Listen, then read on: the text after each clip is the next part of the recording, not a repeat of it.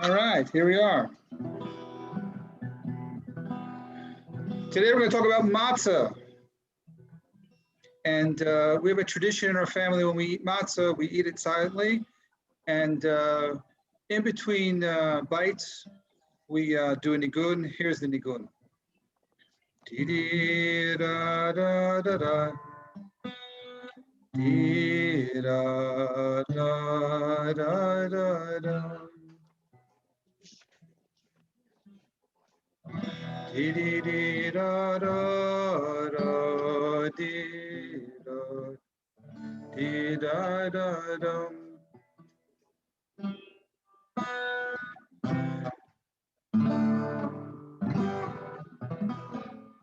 Dee da na na na na na. Dee da da da da da. Dee dee da da da da da. Aya na na na na na na.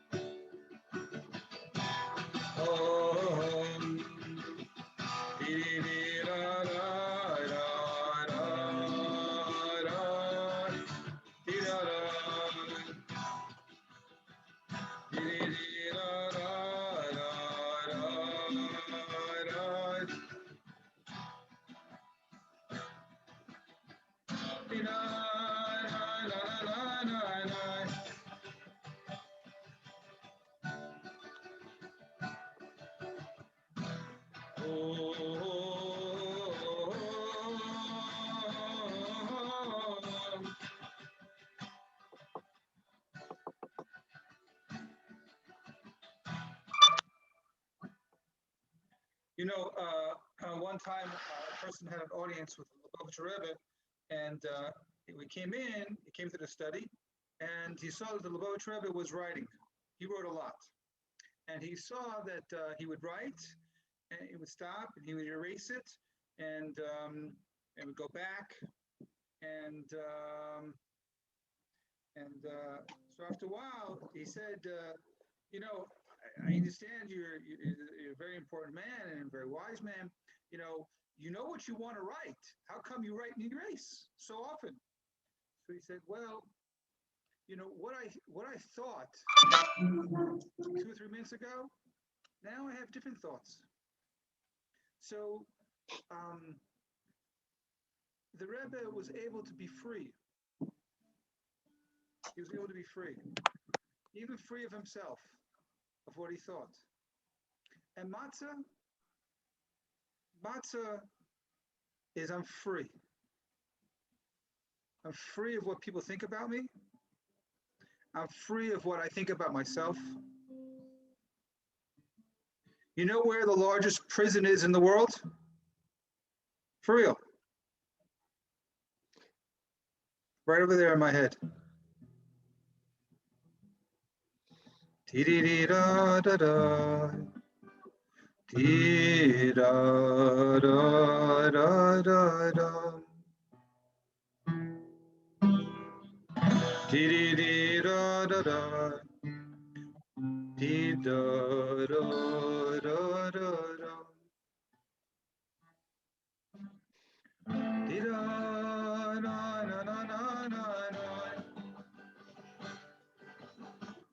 Dee-da-na-na-na-na-na. Ay-ya-ya-na-na-na-na-na. Na-na-na-na-na-na. You know, there was once a rabbi that, rabbis, they get up, they give sermons, and you know what all rabbis really hope? You know, every rabbi has a secret prayer. You know what his secret prayer is? This is true. He wishes he was a Catholic priest. Really. You know why?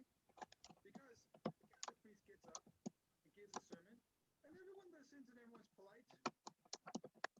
Jewish rabbis, forget about it. They give a class, and they give a class, they give a Dvar Torah, they give a sermon, and everyone has something to say about it. So this man was very unhappy. He was very unhappy with what the rabbi said. So And he got so excited about this, believe it or not, he slapped the rabbi. Unbelievable. He slapped the rabbi and he walked out. So the students, the rabbi were there. They said, we should go out and get him and teach him a lesson. And they said, Rabbi, how could you not get angry? He says, let me tell you something. 20 years ago, exactly the same thing happened to me. I gave a class, I gave a lecture, I gave a sermon, and someone was unhappy, and he slapped me and says, let me ask you,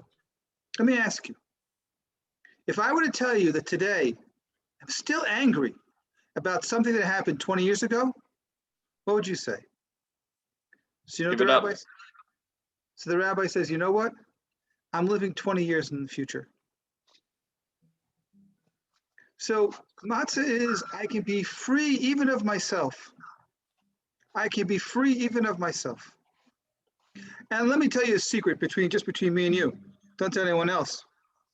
Why do we eat matzah? Everyone knows why we eat matzah, right? Because there wasn't enough time, right? For the bread to rise. It wasn't enough time. Damn it, really. You know what? First of all, God could have done a miracle. Even if he doesn't want to do a miracle. So you know what? Make the Exodus 45 minutes longer. That's all we need. For this, you're making such a hakmiyat chaynik with the matzah and everything? But there's a message over here. You know what the message is? Matzah is a moment. This moment, it's matzah. The next moment, it's chametz. Matzah is, I gotta grab the moment. Matzah is that, you ever had an idea, said, okay, today I'm gonna start my diet. And then what happens? I meet two nice Jewish boys. What are their names? Ben and Jerry. Oy vey. There's a moment. There's a moment when I come home and I'm so tired. And I say, okay, I'm tired. I'm just going to go to sleep. I'll lay down for a nap. But instead, I have a chavruta with Ben and Jerry. That decision happens in a moment. What's matzah? Grab the moment. There's a moment of freedom. There's a moment when I know what I'm supposed to do. I know what I'm supposed to do in this moment. I know what I'm supposed to do with my life. Why are there so many people strung out on drugs and whatever?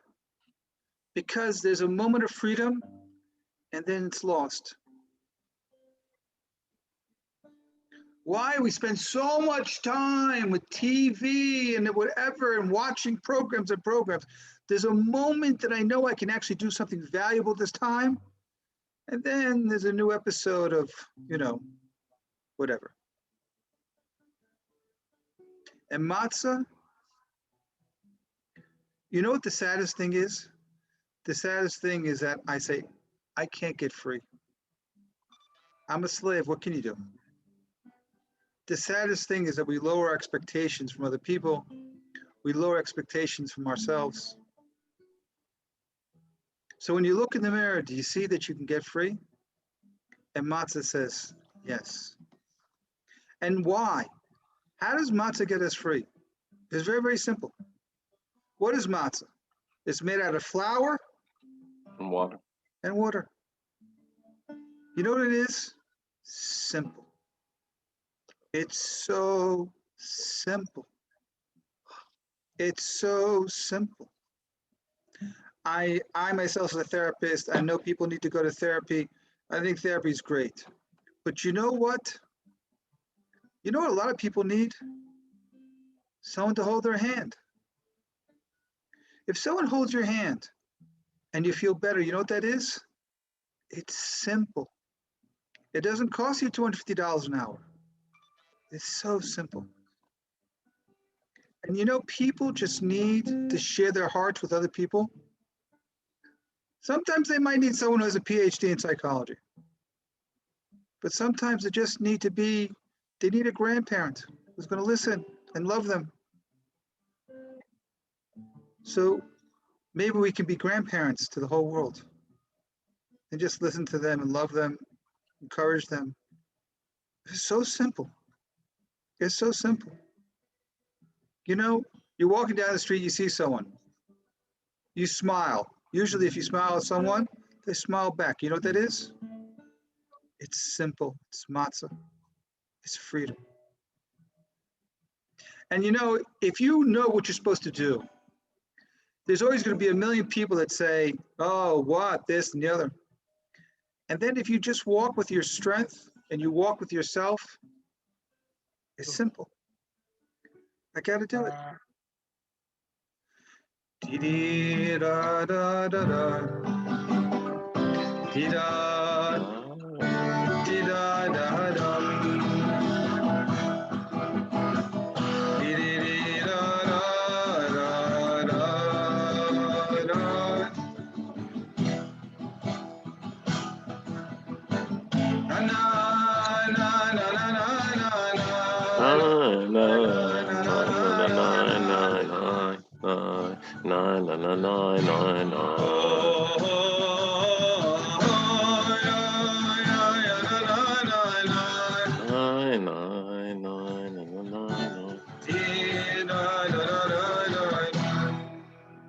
You know, I'll tell you a beautiful story. There's a beautiful story. The Blushev Rebbe was in Bergen-Belsen. And the commandant of Bergen-Belsen actually had some conversations with the Blushev Rebbe. He was interested. What does it mean, Judaism? He was interested in Jewish culture. Anyway, the Blushev Rebbe thought that he could ask the commandant something. So he said, I understand you're interested in our traditions, and we have another tradition coming up with matzah, and he explains to him what matzah is and what it symbolizes. And he said, can we get some water and some flour and a little oven? Could you imagine? Chutzpah of the Jews. He's in a death camp, he's asking for a little oven. The next day, some Jews are called out. They go over, they come back with a sack of flour, water, and an oven. So they made matzahs. You know, it breaks my heart. It breaks my heart. Jews making matzahs in a death camp. In a place where there's no hope. In a place where there's no hope. Unbelievable. Anyway, the end of the story is unbelievable because they made some matzahs. The next night, they made some more matzahs. But the second night, the commandant comes over. He's very angry, and he breaks the oven with his foot, breaks the whole thing. And so they had matzahs from the first night, but not from the second night. They had a few matzahs. So they asked the Blushev Rebbe, what should we do? Who should eat the matzah? So he said, listen, the bee people that were busy with the matzah, they should eat it. They'll eat it in the name of everyone else. And then there was a voice. It was from a woman down at the other end of the yard. And she said, saying something. So the Blushev Rebbe went over to her and she was saying, B'na'arenu u'biskunenu. He said, what are you saying? He says, B'na'arenu u'biskunenu. She explained, she said, when Moses stood in front of Pharaoh, he said, let my people go so they should worship me. And it should be with our children and with the old people. And so she said to the Blushev Rebbe, first, he says, with the children, and then with the old people. So she said, if you only have a few matzahs, you should give it to the children, because one day maybe we'll be free from here. And the children need a taste of freedom. They need a taste of Jewish pride. They need a taste of matzah. And that's what it was. Whatever matzah they had, they gave to the kids. And ultimately, Blushev Rebbe survived the camp, and he actually wound up marrying this woman. Her name was Brina.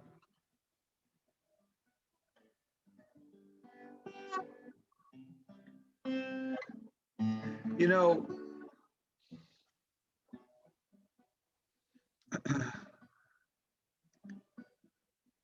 There's a story about a guy has a banana tree, and a friend comes over to him and says, "What are you doing?" He says, "Well, I'm sitting by a banana tree." He says, "What are you doing?" "I'm eating my bananas." He says, if you spend some time planting some of these bananas, then you could have 2 banana trees. He says, "But I can only eat 1 banana tree." He said, "Yeah, but if you had 2 banana trees, you could actually sell some in market." He said, "Oh yeah, then what?" He said, "Well, if you actually sold some in market, you have a little money, you come back, you could plant, 3 or 4, maybe 6 banana trees."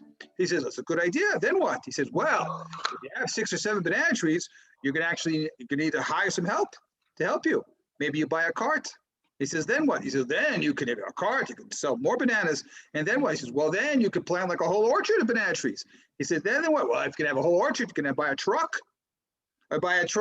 He says, "And more workers?" He says, "Yeah." He says, "Then, well, listen, then you'll be selling a lot of bananas and you'll be making so much money, this, that, and the other." He says, "Then what?" He says, "Well, if you're making that much money from selling bananas, then you'll have time to sit under your banana tree and eat your bananas."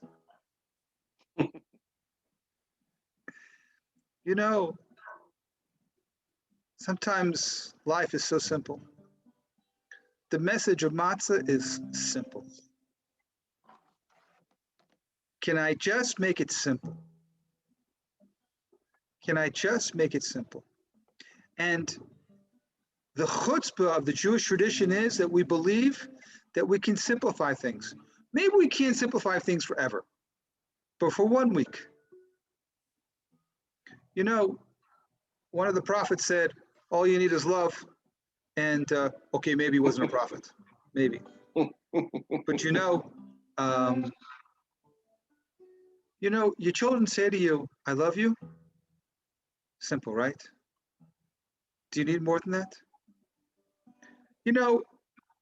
You ever buy a child a box? There's a toy inside the box, this and the other, and then you see they're playing with the box. They've forgotten about the toy. Children, it's just so simple. And we actually believe that simple. Flour and water. People deserve to be free. People deserve to be free. It's simple. It's simple. It's simple. We live in a world where not everyone's free. There's white slavery. There's all kinds of things going on. Simple. Can we just for 1 week be focused on the simple truths? The simple truths. It's just so simple.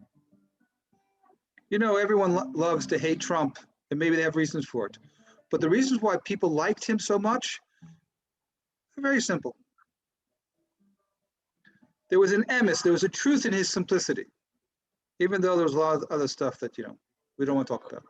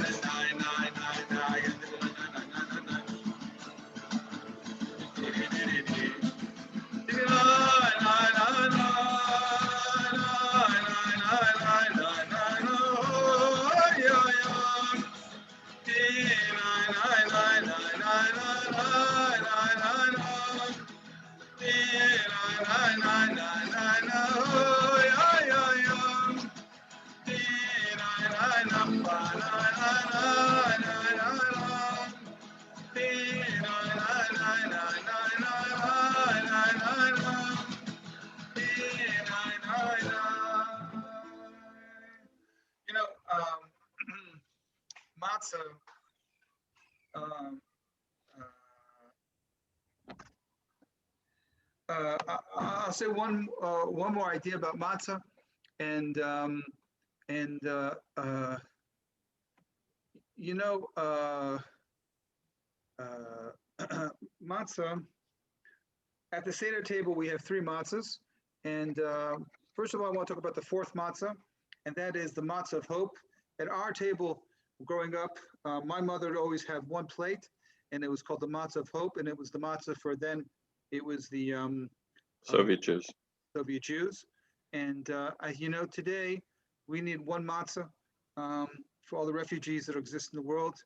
Terrible things happening. People, Syrian refugees, African refugees, all kinds of things happening. There are people enslaved, white slavery, children's slavery, and there's poverty. And so today, this message of hope, is such an important thing. And we're talking about. I'll share another story. It's an unbelievable story.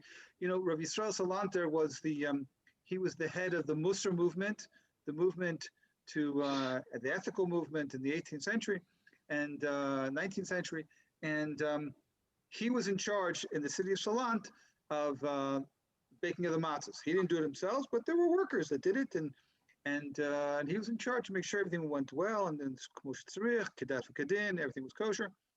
And so when he got older, already it was too much for him, so he wanted to pass it on to someone. So someone took it over. He says, well, what's the most important thing that I need to know? So he says, I'll tell you what the most important thing is. The most important thing is that there's about 7 or 8 women that they're the ones in charge of making the matzahs. They make the matzahs there. And the most important thing is that you shouldn't yell at them. And in all the bustle of making the matzah, not to get angry at the women. And I'll tell you,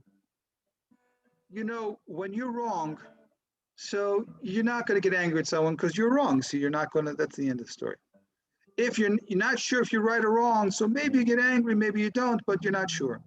But when you're right, that's when you allow yourself to get angry. And it's the most dangerous times. It's the most dangerous times when we're right. Because then we allow the full strength, all the fire that's inside of us, and we're just, burning everything up. I'll tell you an unbelievable story. There was a town called Nikolsburg, and a rabbi there, Rabbi Yissaschar of Nikolsburg, and he passed away, so it was time for a new rabbi in the town of Nikolsburg. So they invited Rav Shmuel, Rav Shmulkov to come to be the rabbi in Nikolsburg. And so it was. And the way it worked then is that they had a house that they gave to the rabbi, right? Every time a new rabbi came, they got this house. So they're showing Rav Shmulka around the house, showing him around, and they're showing him around, and they see that he's distracted. So after a while, they say, Rabbi, we see you're very distracted. What's going on? He says, this house has incredible atmosphere and incredible smell to it. Something special happened in this house. Something special happened in this house. Something special. I said, no, what? Fine. Anyway, so Rav Shmulka became Rav Shmulka of Nikolsburg, and a couple of days later, he's walking down the street, and a non-Jewish woman comes up to him. She says, I was in the marketplace, and I heard that you asked if anything special happened here, and I want to share with you my story. He says, I used to work for Rabbi Yissaschar of Nikolsburg. I did some laundry and the cooking, and then they took care of the kids. And it was your holiday. It was a couple hours before your holiday. The holiday of Passover, and you weren't around. And your wife and Rabbi Yissaschar's wife went out to the marketplace to buy stuff. And I was at home alone with the kids. I did a little laundry and then taking care of the kids, and they were hungry. So I open up the pantry, and there's nothing there, right? It's Erev Pesach. It's a couple hours before they say there's nothing there. And I'm searching for some food. There's nothing to give. The kids are hungry. They're going. So finally, I found in the back of a closet hidden a box of crackers, right? Crackers. It was matzahs. And so I gave it to them. They're happy. Fine. So now Rabbi Yisachar's wife comes back and and all the stuff, and we're making food. This non-Jewish servant, a woman, says she's making all the food, special dishes I've been able to make before, and set the table, and it's very luxurious and so on. Fine. And after a while, she goes to that closet to take out, and she opens up the box, and I hear her cry, and she's crying, and I don't know what's going on. And then Rabbi Yisachar of Nickelsburg came in, and he said, and I understood I did something wrong. I didn't know what I did, but I said, listen, I'm sorry, you weren't here, and your wife wasn't here, and the kids were hungry, and I gave them some of the crackers. I had no idea. So Rabbi Yisachar of Nickelsburg said, he says, tell me again what you did. He says, well, listen, the kids were hungry, and I found this box of crackers, and I gave it to them. So Rabbi Yisachar of Nickelsburg said, thank you. Thank you for taking such good care of my children. At that very moment, it was a moment that he could have been a little hard with her. It was a moment when he lost his matzahs for Pesach.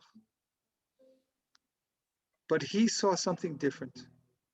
He saw a woman that was trying to take care of little children.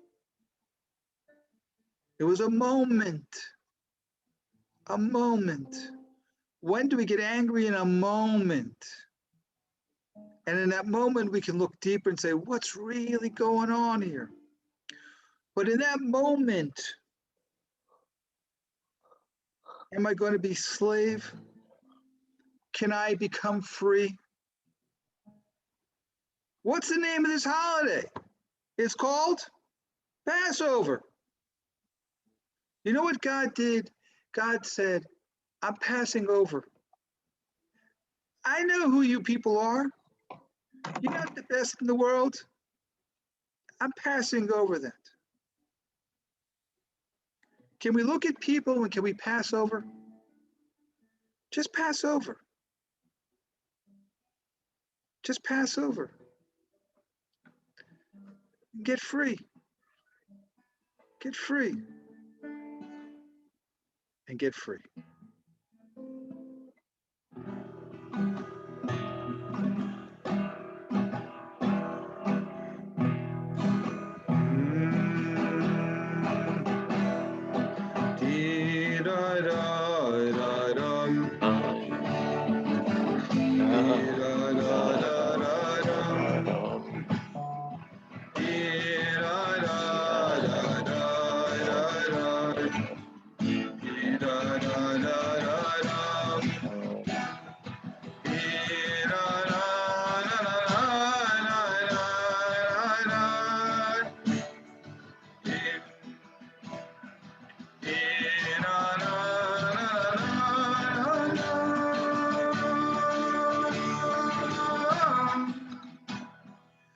Now you understand when we eat the matzah, slow, it's a taste of freedom. And we sing a nigun because it's so special. It's so special to hold freedom in our hands. It's so special to ingest freedom. But I'll just leave you with one last idea. What do you think? Freedom is just like the most important thing in the world, right? No doubt about it. Freedom is just like incredibly important. But let me ask you a question. Let's say I'm Al Capone. So it's not so good that Al Capone has freedom. It's not so good. And let's say, you know what?